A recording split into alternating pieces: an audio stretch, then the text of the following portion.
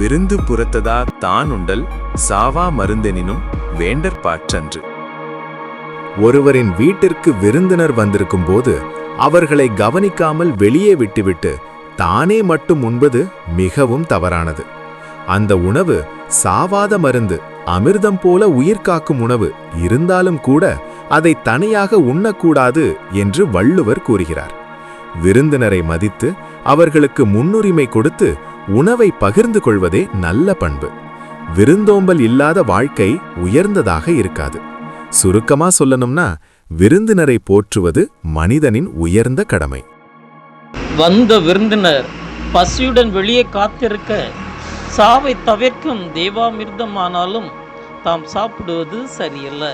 விருந்தினரை பேணுவதே அமிர்தத்தை விட இனியது. விருந்தினர் வீட்டிற்கு வெளியே இருக்க தான் மட்டும் தனித்து உண்பது சாவை தடுக்கும் மருந்தே என்றாலும் விரும்பத்தக்கது அன்று. விருந்து புறத்ததா தானுண்டல் சாவா மருந்தெனினும் வேண்டற்பாற்றன்று.